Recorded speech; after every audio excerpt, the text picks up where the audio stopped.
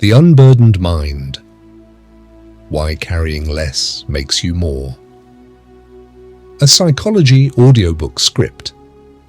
There is a weight you have been carrying since before you can remember choosing it. Not a physical weight, a quieter one. The weight of who you were told to become, the weight of every unspoken expectation you absorbed before you were old enough to question it. The weight of a life you have been performing rather than living. Tonight, we are going to set two things down. First, the illusion that meaning must be heavy to be real. Second, the belief that the fullest life is the one carrying the most.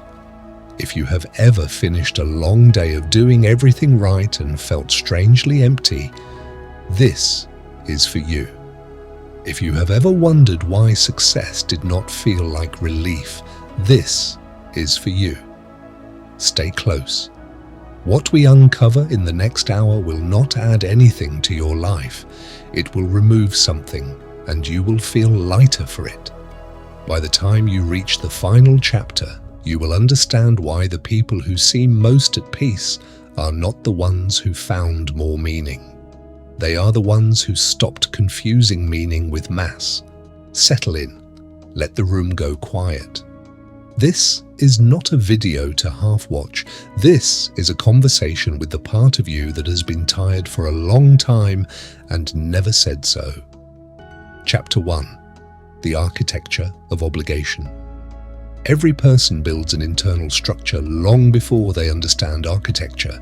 Family expectation becomes a load-bearing wall. Cultural approval becomes a ceiling.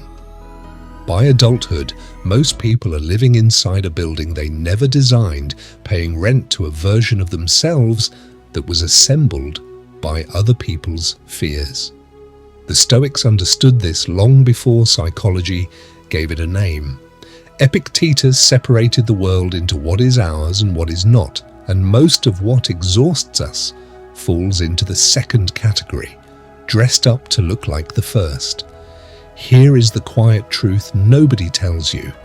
Most of what you call responsibility is inherited weight you never audited. That does not mean you abandon your duties. It means you finally ask, which duties are yours, and which were handed to you by people who needed you burdened to feel comfortable themselves. Chapter 2. The Cost of Constant Performance. There is a tax paid by everyone who has confused being watched with being real. Call it the performance tax. It is paid in the currency of exhaustion, and almost nobody notices they are paying it until the bill arrives all at once, usually disguised as burnout. Marcus Aurelius wrote his private reflections not for an audience, but for himself, precisely because he understood that the self-observed is never the self at rest. The version of you performing competence, performing happiness, performing having it together, that version is expensive to maintain and impossible to sustain. Nobody tells you this. The moment you stop performing your life for an invisible audience, half your fatigue disappears within the week. Chapter 3. The day the weight became visible. There is a moment, and if it has not happened to you yet, it will, when the performance cracks. A missed deadline, a diagnosis, a quiet Tuesday where nothing dramatic occurs except the sudden, undeniable awareness that you cannot keep carrying what you have been carrying. This is not collapse. This is the first honest data point you have received in years. Here is the truth few are willing to say plainly. Your exhaustion was never a personal failure. It was accurate information about an unsustainable structure, arriving exactly on schedule. Seneca called this the shortness of life.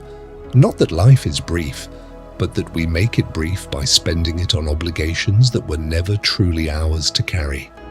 Read again what he meant. It is not time that is short. It is attention squandered on other people's definitions of a worthy life. This is the moment the architecture of obligation reveals its cracks. What you do next determines whether you rebuild the same structure or something with your own name on the deed.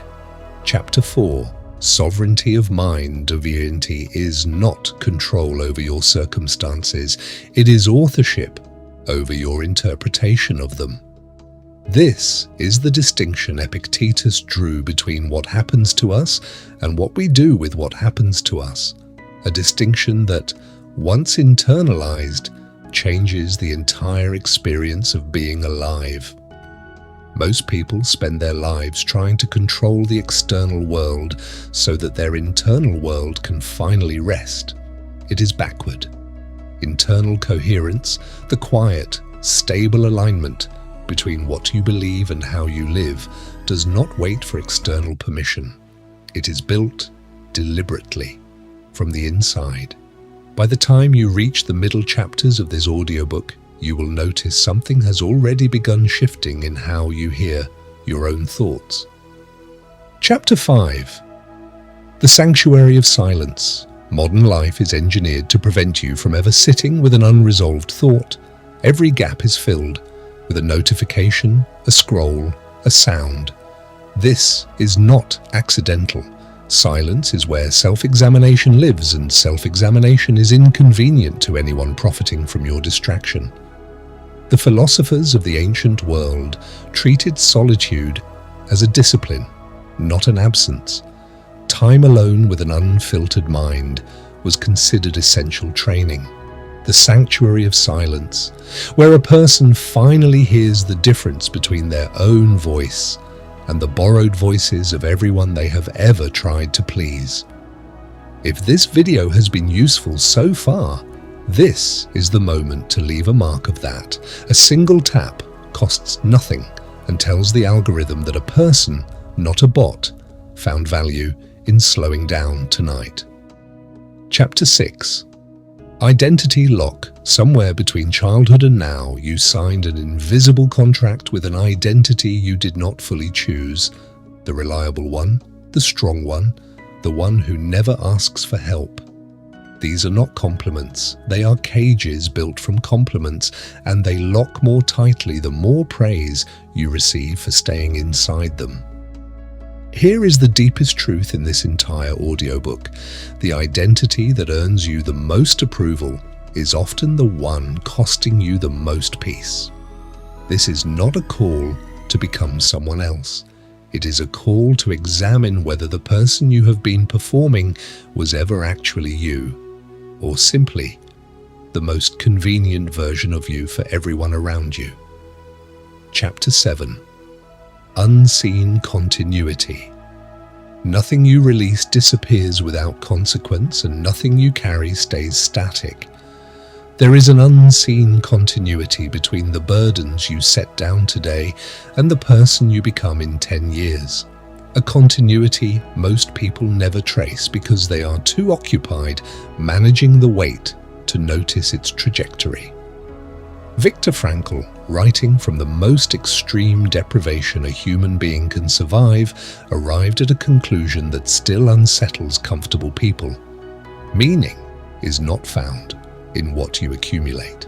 It is found in how you choose to carry or refuse to carry what life places in front of you. This is the concept we have been circling since the opening chapter, and now, finally, we name it directly. The goal was never a lighter life. It was a chosen one. Chapter 8. The confirmatory processing loop. The mind has a habit of protecting its existing beliefs rather than testing them.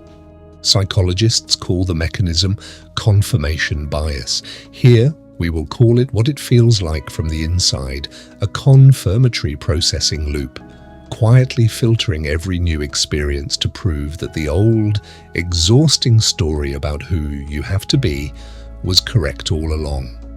Breaking this loop does not require more discipline. It requires one honest question, asked without flinching: if I were designing this life today with everything I now know, would I choose this particular weight again? Most people never ask. That is precisely why most people never set anything down. Chapter 9. The Stillness Signal. There is a particular kind of quiet that arrives only after a burden has been correctly identified and released, not the quiet of avoidance, but the stillness signal of a mind finally telling the truth to itself. It is unmistakable once you have felt it, and nearly impossible to describe to someone who has not. Aristotle spoke of eudaimonia not as pleasure, but as a flourishing that emerges from living in accordance with one's own nature. That flourishing cannot occur while you are still carrying a structure built for someone else's nature. You are closer to that stillness than you think. Most of the work was never addition, it was always subtraction. Chapter 10. The Architecture of Self. What remains after you set down the inherited weight is not emptiness, it is architecture, finally your own. Fewer rooms, perhaps, fewer walls built to impress visitors who never truly cared to visit, but every beam load-bearing, every wall placed on purpose. This is the final shift this audiobook has been building toward, chapter by chapter, since that first quiet truth in the opening pages. A life does not need to be heavy to be meaningful. It needs to be yours. The sovereign conclusion. We began this hour with a weight you had been carrying since before you can remember choosing it. We asked what would happen if you finally set part of it down. Now you know. What remains is lighter, but it is not less. It is more precisely you than anything you were carrying before, internal coherence in place of inherited obligation, sovereignty of mind in place of performance, the architecture of self in place of a structure built for someone else's approval. This same quiet unburdening is what Viktor Frankl uncovered in circumstances far darker than anything most of us will ever face. The discovery that when everything external is stripped away, what remains is the one freedom no one can take, the choice of how to carry what is left. If tonight's chapters moved something in you, that earlier audiobook on meaning is the natural place to sit with these ideas a little longer. Before you go, one question, and I would genuinely like to know your answer. Of the 10 chapters tonight, which one named a weight you did not know you were still carrying? Comment the chapter number below, chapter 1 through chapter 10. I read everyone.